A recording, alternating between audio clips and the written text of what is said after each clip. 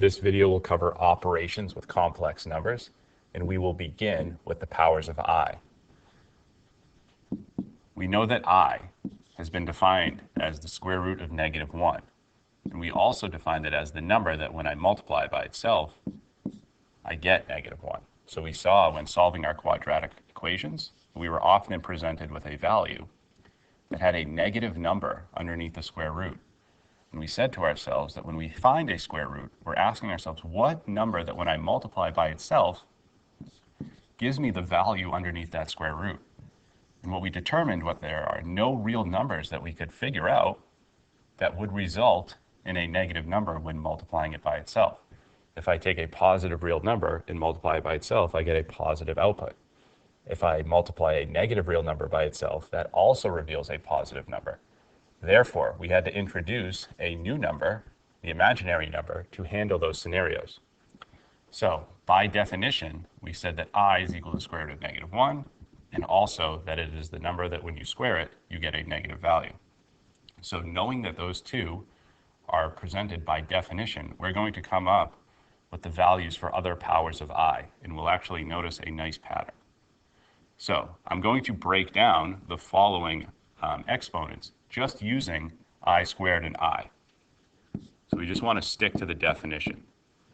I cubed could be rewritten as I squared times I. So as a reminder, exponent rules. When I have two terms of the same base, I can combine them into one by adding the exponents. Now, if I start with something like this, I could break it down by reversing the process. So reversing that process is what I'm doing when I'm trying to determine these powers of I. We know that I squared is defined to be -1. We know that I is the square root of -1. Therefore, I cubed is negative square root of -1. I to the fourth can be rewritten as I squared times I squared. We know I squared is -1, and -1 times -1 is +1. I to the fifth can be written as I squared times I squared times I. We know that I squared times I squared gets us +1, and we know I is the square root of -1. I to the sixth can be written as I squared times I squared times I squared. So what is -1 multiplied 3 times together? That gets you -1. I to the seventh is I squared times I squared times I squared times I. Well, we already figured out what I squared times I squared times I squared is in the previous line. That is -1 times whatever I is, which is square root of -1. And then I to the eighth.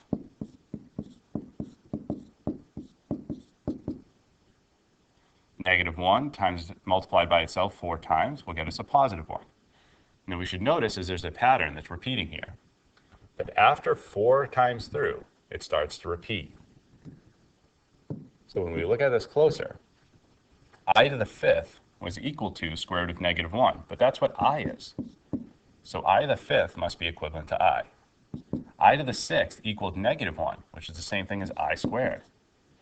I to the seventh was the same thing as I cubed. And I to the eighth was the same thing as I to the fourth.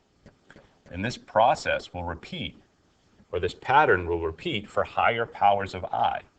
So how can we determine the equivalent value for a power of I where the exponent is too large to really carry out this process that we did for the first 8 powers of I? Well, what you can do is divide the exponent by 4, because that's how long it takes to repeat.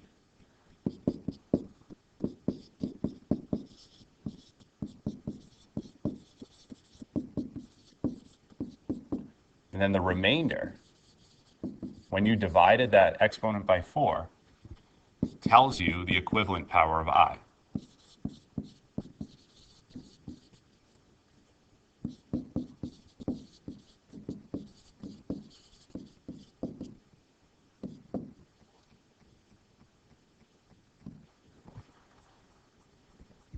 The only thing we want to note here is that if we divide cleanly by 4, that remainder will be 0. So remainder of 0, we just want to make a little side note.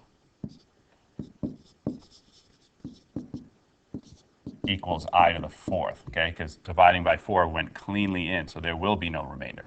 Remainder of 1 will equal I to the first. Remainder of 2 will be equivalent to I squared, and a remainder of 3 will be equivalent to I cubed. Now you'll notice that those are the only 4 possibilities when we're dividing by 4, so it's essential that we know the values of I squared, I cubed, and I to the fourth. Now, I and I squared we can get by definition. We should know those. How do we get I cubed and I to the fourth? If we forget, we can do a quick breakdown like I did before. So let's look at some examples. Here I have negative 3 times I to the 12th, and I want to figure out what that equals. I'm going to take 12 and divide it by 4. There is no remainder because 4 goes evenly into 12. If the remainder is 0, then I to the 12th is equivalent to I to the fourth. So what we can do is say this should be the same thing as this. I to the fourth I know is 1. And therefore, this overall value is negative 3. For the second example, 25. If I divide it by 4, the remainder, so it'll go into 25 6 times. That will get me to 24. And then there's 1 left over. So we have a remainder of 1, which means I to the 25th is equivalent to I to the first, which is equivalent to the square root of negative 1. 42. Again, I don't want to go through that whole process of trying to figure out what I to the 42nd is. So using the fact that this repeats, we're going to do 42 divided by 4. And again, all we care about is the remainder. We don't actually care about the quotient when we do the division. The remainder tells us the equivalent power of I. When I divide 42 by 4, it goes in 10 times with 2 left over, which means I to the 42nd is the same thing as I squared, which means it equals negative 1. So that is how you handle powers of I. You're going to use the fact that it repeats after 4 times through. You're going to divide the exponent by 4 and analyze the remainder. If it's divisible by 4, that means it's equivalent to I to the fourth. If there's a remainder of 1, I to the first, remainder of 2, I to the second, and a remainder of 3, I to the third. Now, because those are the 4 possibilities, it's essential that we know these first 4 powers of I. Now, let's move over to addition and subtraction. So, you'll notice these aren't pure imaginary numbers. There's something a little bit off about all of these. And we're going to introduce what's called the complex number. The complex number will be in the format of A plus BI, and it has 2 parts. The A is the real number part, and the BI is the imaginary part. We already know that I is the square root of negative 1, but both A and B are actually real numbers. So this is called a complex number. Real numbers and imaginary numbers are subsets of complex numbers. A real number is just a complex number without an imaginary part.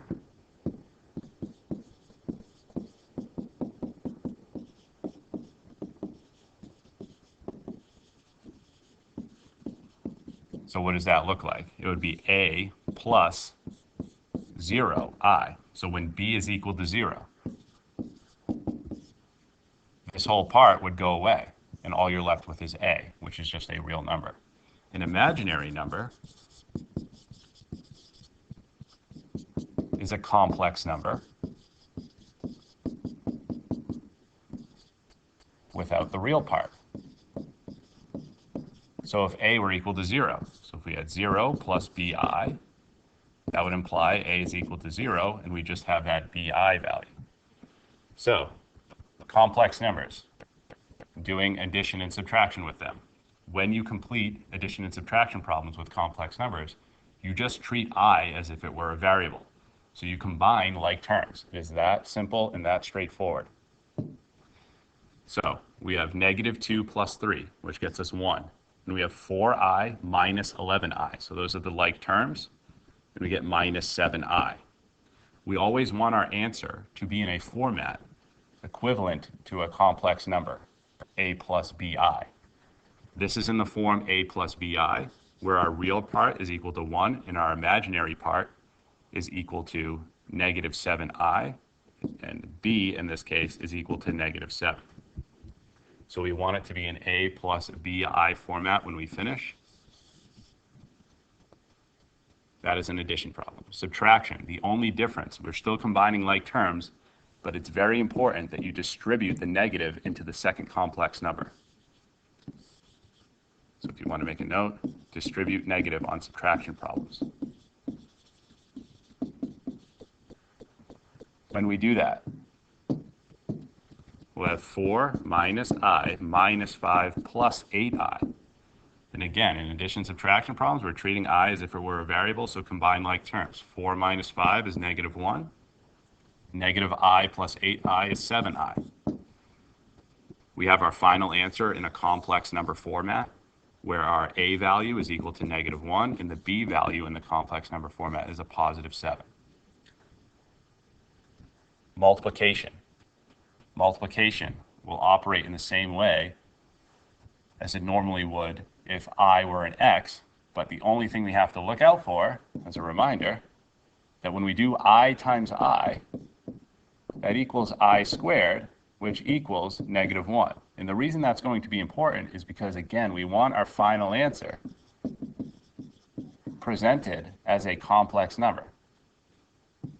So we want it in the format a plus bi. So you'll see what I mean as I carry this out. On the first problem, that is a single distribution multiplication problem. We're multiplying 2i times this complex number 3 minus 5i. So to do that, we have to distribute the 2i into these parentheses. So 2i times 3, again, treat I like it's a variable for now, so we're going to get 6i minus 10, I times I is I squared. This answer, although the distribution is correct, is not in the form of a complex number, a plus bi.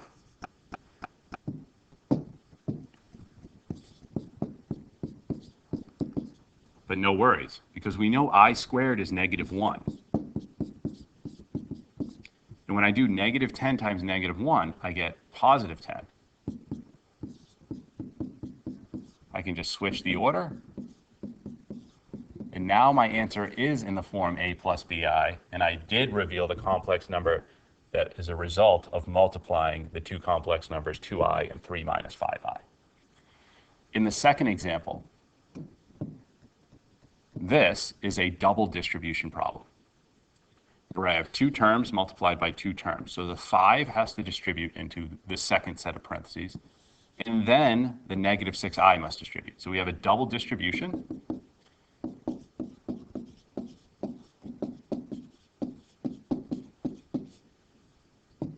So take it one step at a time. 5 times 4, so let's distribute the 5 first, is 20.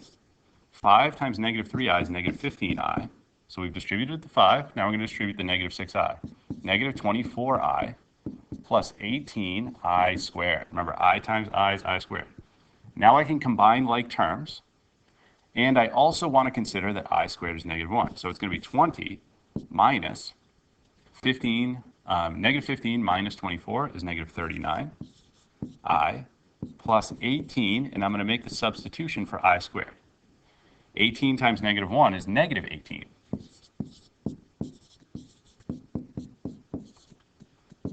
Combine like terms now. 20 minus 18 is 2. 2 minus 39i is the complex number that is the result of multiplying those two complex numbers together.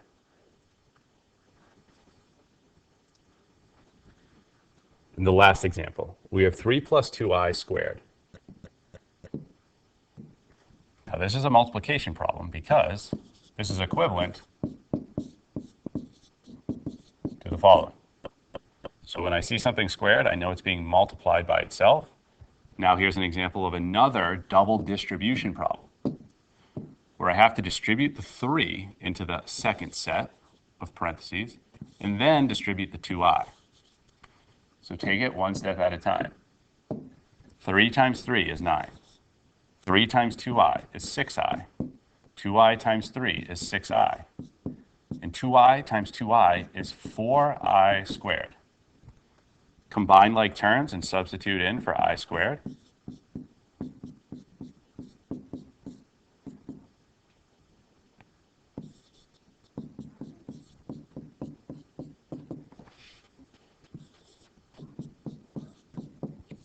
5 plus 12i is the complex number that is the result of squaring 3 plus 2i. And now over to division. Division will turn into a multiplication problem when we consider one thing. Recall that I is equal to the square root of negative 1. So if we see I in a denominator, it is poor math notation to leave a square root in a denominator. So we have to remove that square root from the denominator. And to do that, we have to introduce what's called the complex conjugate.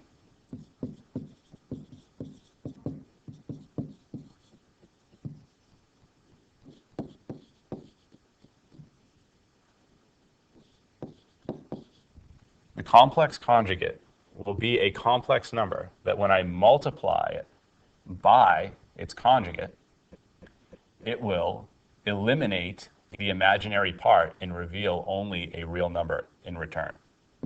So if we have a number that is complex in the form a plus bi, its complex conjugate is a minus bi.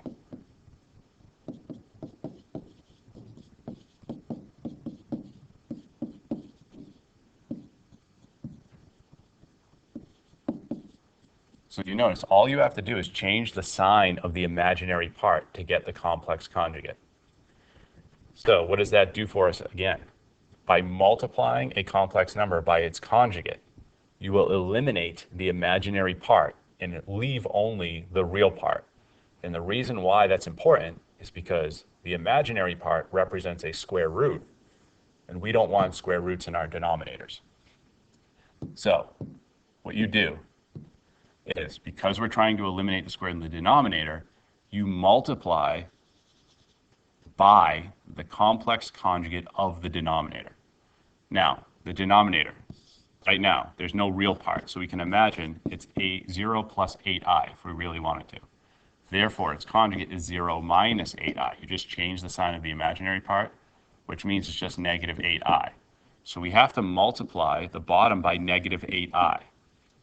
And when we carry out that multiplication, the imaginary part will go away. However, we must also multiply the top by negative 8i. And the reason we must do that is because if I did not multiply the top by negative 8i, I would change the value of the entire problem. And we're not trying to change the value of the original problem, but rather manipulate how it looks. So to manipulate how something looks, if you multiply by some form of 1,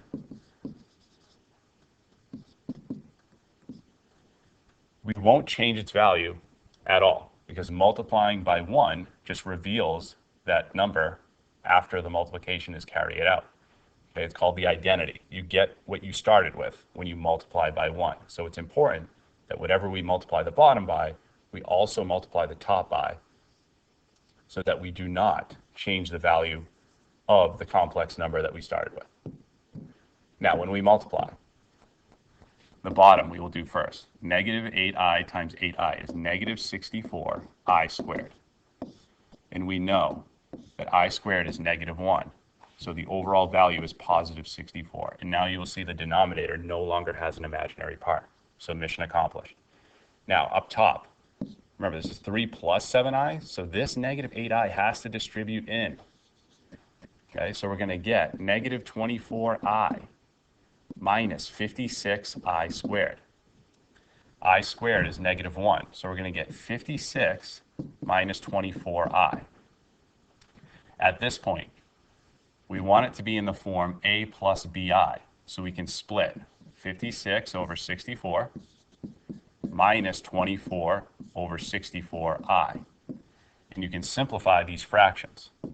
So 56 and 64 are both divisible by 8. So we can say that's 7/8 minus 24 and 64, both divisible by 8, 3/8 I. Now you can see the value of A in our complex number is 7/8, and the value of B is negative 3/8. This is the complex number that is the result of taking 3 plus 7i and dividing it by the complex number 8i. So we're using the complex conjugate, and really the division problem turns into two multiplication problems. I have a multiplication problem in the numerator and the denominator. So let's try one more to conclude the video.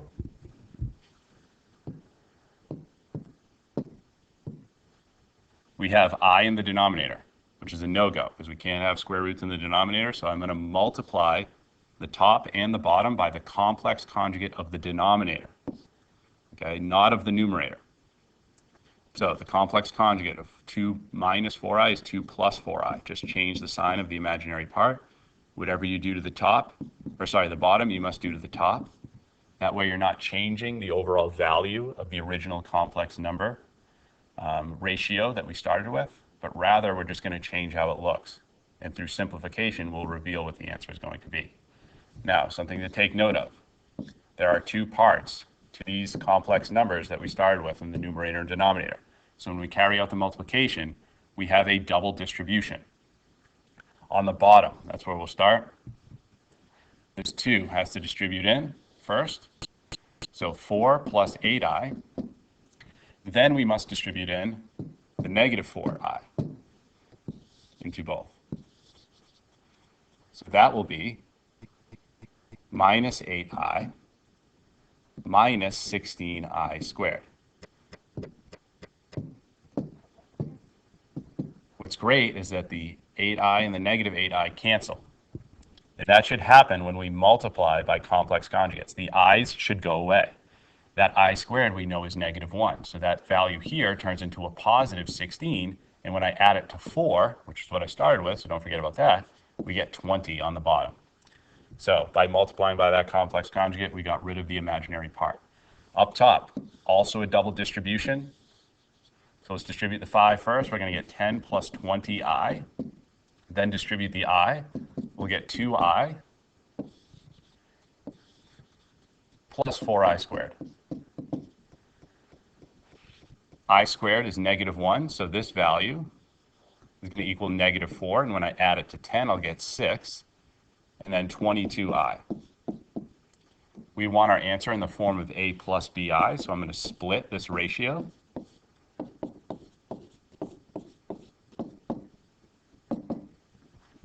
Six and 20 are divisible by 2. And also with 22 and 20, we get 11/10. Here is the complex number in the form a plus bi, where our a value, our real number part, is 3/10, and our imaginary part has a real number component of 11/10. So that is how you do division. You're going to change them into multiplication problems using the complex conjugate of the denominator to eliminate the imaginary part, and then simplify by carrying out the multiplication in the numerator, splitting, and reducing. So that is the video for operations with complex numbers.